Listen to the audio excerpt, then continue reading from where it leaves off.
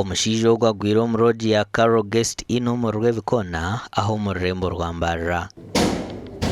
Okurugiiriraho abakozi ba Rogers abatayenda kugambira aha kamera ziitu nibagira ngu aizire omu magingo ga shaaha nkaina z'ekiraro kuronda oburaaro gukandabire atiine enshonga yona. Abanyabuzaare b'omushiija ogu nabo bareebwaho barikugehonora kandi nabo tubiikiriza kugambira aha kamera ziitu kwonka batugira ngu omugyenzi abaire atiine enshonga yona.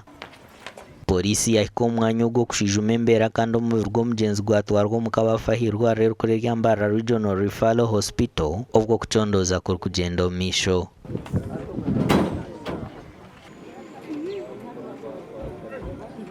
Omugandi makuru omushiija w'emyaka 33 omu kyaro kya Nyamirima omuri Kisoro municipality yateerwa amashanyarazi yafeeraho. Omushiija ogu yamanywa nka Henry Ninyigaba kandi abaire ari omwombeki n'obu yateerwa amashanyarazi yaba ari aha kwombeka. Turi gukora hariya hejuru turi guhagarika amakoro tuvuye ku ranje nka saa 9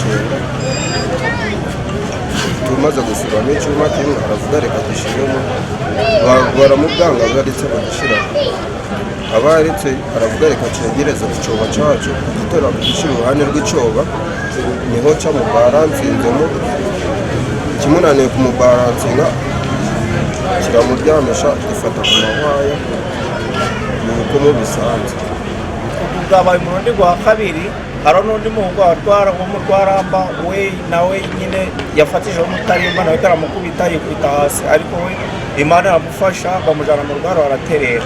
Twagambaho na Geoffrey Muhindo manager wa Umemo muri Kisoro aha Nshongeji. It appears they have tampered with the high voltage and at the end of the day somebody lost life.